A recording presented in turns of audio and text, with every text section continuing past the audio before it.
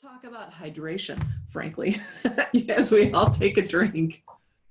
I have a friend, and she has extremely dry mouth and throat and has for years. She's in her late 50s and she's had it for at least 5 years.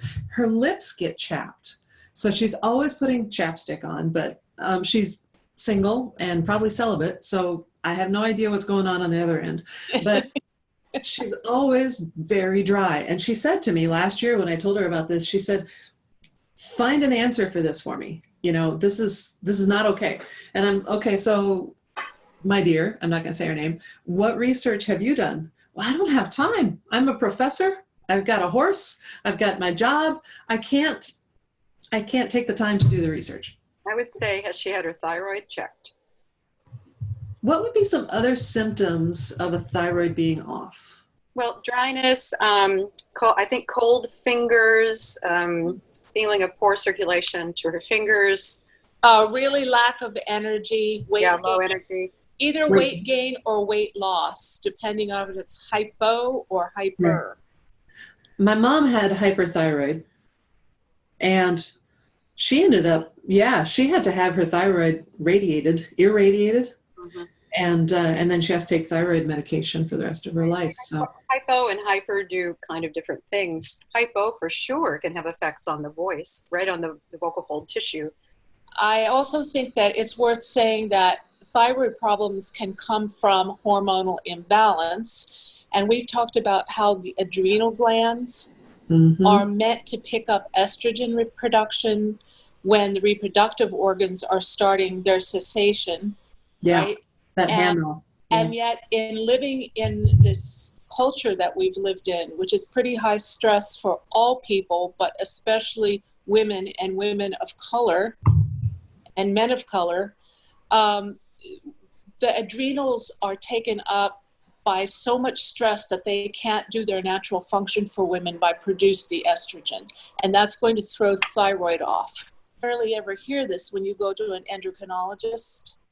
That's what the next question was going to be regarding the thyroid or the dry mouth, or what kind of doctor. Does she go to a gynecologist? Does she go to a GP, endocrinologist? I think primary care can do blood tests, and they can see where her thyroid hormone levels are just to start out routinely. Yeah. I think that it's always wise to get thyroid levels checked. Endocrinologists will say, just let's leave it and see what happens. And sometimes it will even out. Yeah.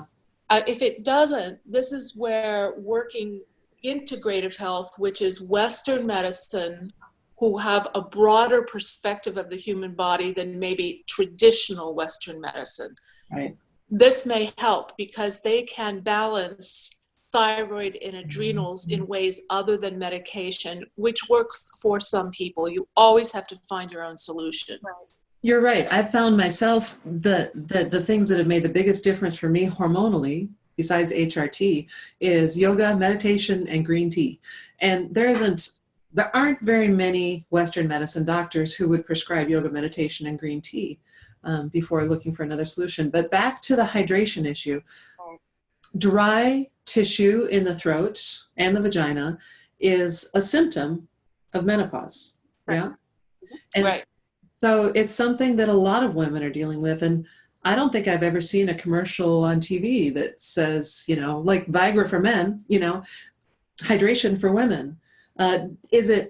Would drinking more sports drinks or more hydrating drinks make a difference? I don't think so, because the problem is with the saliva production. Yeah. Well, there's another thing, and I don't know where your person is in her menopausal status. Is she? She's about 3 years in. Okay, she's 3 years in. Well, so this went over the bridge. The reproductive hormones actually support the secretory glands that are right around the larynx. Right. So the mucus there is going to be thicker and less, watery. So that's why, it feels dry right on the larynx, but also I think the whole throat area can be dry. Yeah. I am not sure. I think general hydration certainly couldn't hurt, but it's not going to re-up those little glands the way we want them to. But I think sometimes I call them suckies, certain kinds of lozenges can help, gum. A lot of people have trouble with dry mouth. And I know that there are mouth rinses that some people use. Sometimes dry mouth is a side effect of other medications that they're taking. Yes, it's called, the technical term for it is xerostoma, the dry mouth is. And allergy medications cause xerostoma. Right. And if somebody is on medication for anxiety or depression, those real common side effect is systemic dryness. Well, this whole idea of hydration is an interesting topic, because what is menopausal and what is due to some of these other things that you're talking about? And it's, if people want just one solution, like I'm dry all the time. Like I think we have another person we interviewed who was dry, went to her doctor, and he tested her for diabetes, because that's another symptom. Thirst is a symptom of diabetes, which proved to be negative. Correct. But if you want a one-size-fits-all solution, it's not going, we can't tell you that. We can say, this is happening, this is what we found in our research, this is what we've done for ourselves. I eat a lot of melon, watermelon, cantaloupe, grapes. People are worried about excess sugar by eating fruit, but in my case, it's great. It's great. It really helps hydrate. It doesn't raise my cholesterol. And high fiber too, right? Which is also high fiber. Oh yeah, I can clean out real easy. Yeah. I think that's pretty important.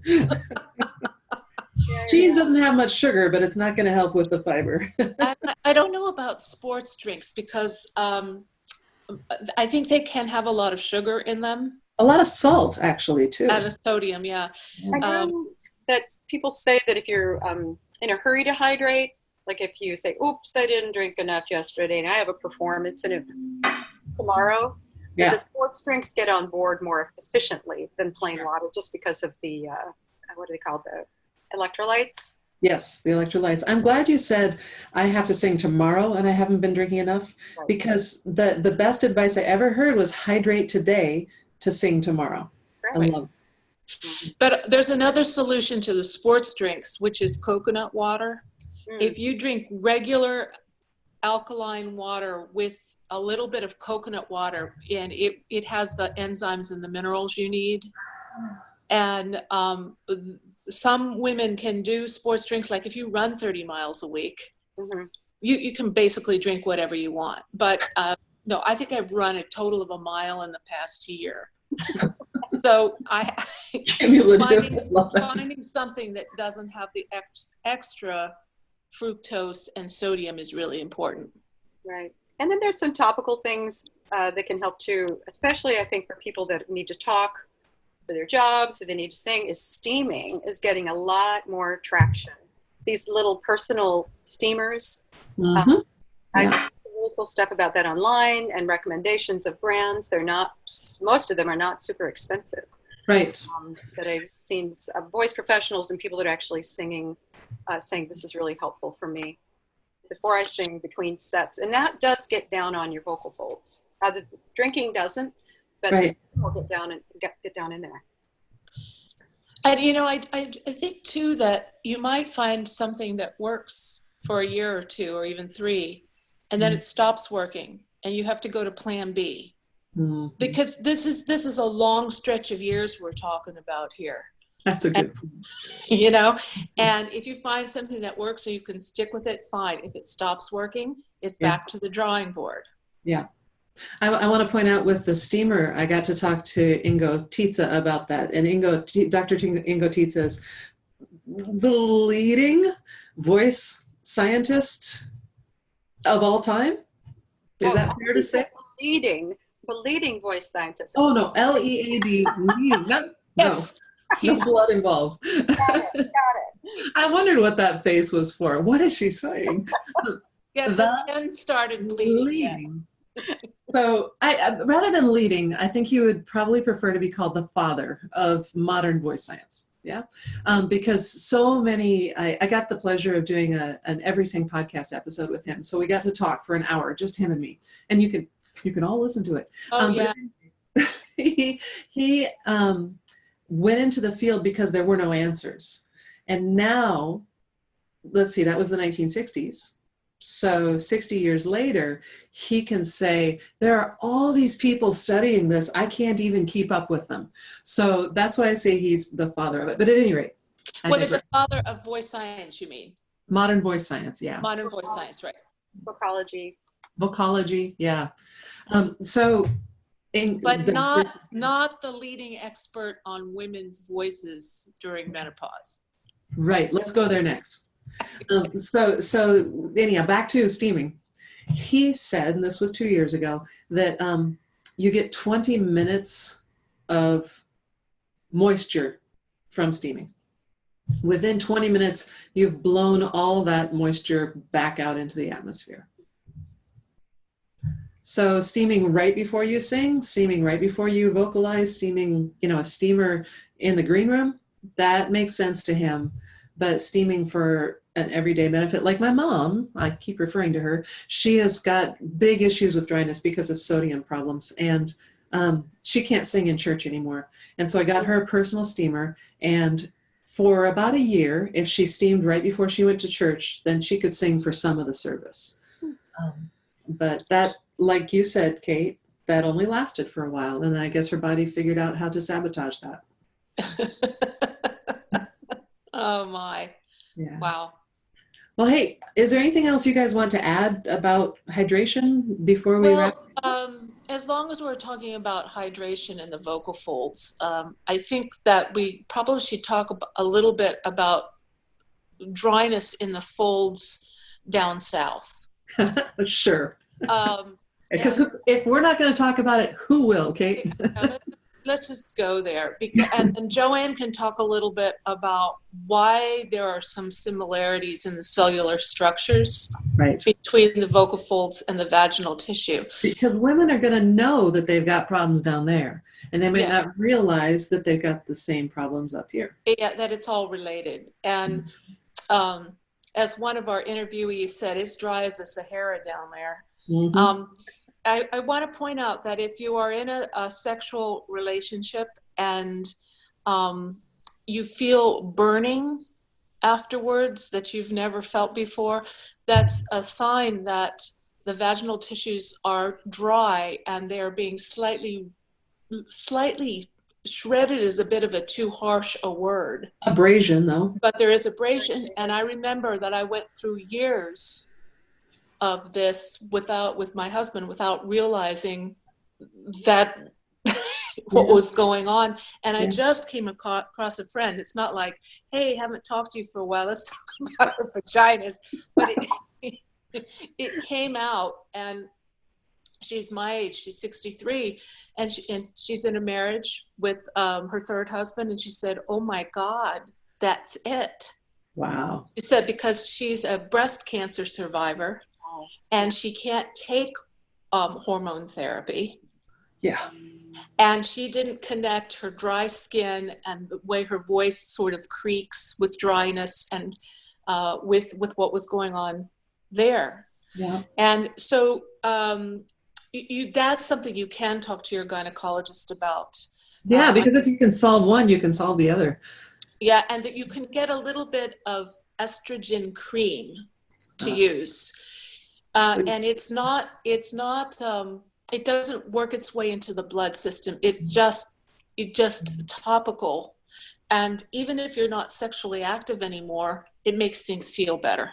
Right. I can add to that a little bit. There are creams that go, that you insert into the vagina. There are also at least one form of tablet, like a suppository, that is way less messy and works really well. Those are both estradiol-based or estrogen-based products, and those you'd need a prescription for. And there are also topical things like, is it Lubriderm? Or no, that's not right. Anyway, some things you can just go to the drugstore and find that are topical that might help too. And again, Cate, you're right. The dosages are so much less. They're not systemic, and even for some people, and you'd have to talk to about this to your doctors, are not as risky for people that have a history with cancer or a risk for cancer. So they're not necessarily off the table, these local products with estrogen in them. I'll add one more thing too that I wasn't aware of, but bladder symptoms, urgency, Oh, discomfort, pain are also I can talk about this one. because the tissue of the vagina and of the lower part of the bladder and the urethra are the same kind of tissue. So, Oh my God, I didn't know that. yeah, if your vagina is dry, your Mhm. urethra is probably dry and icky feeling and constricted, and then also the bladder is uncomfortable as well. Mhm. These products will help your bladder and urethra as well. But Oh they're my not edible.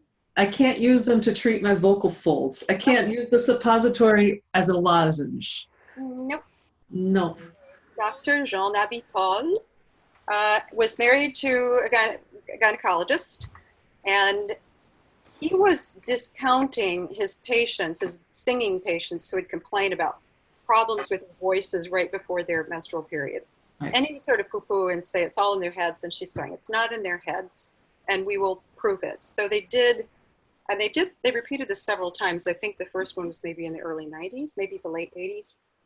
And they took cell samples from the vocal folds themselves and from the cervix at different times of the months. And they looked at them under microscopes.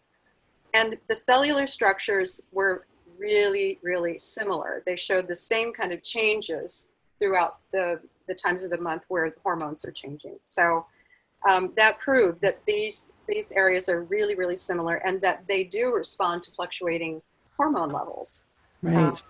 And that was a big change in science when they did these studies. So women were not making it up, and some women do suffer from some voice issues right before their period, and it's related to hormone levels. Got it. Thank you. Thanks. Bye.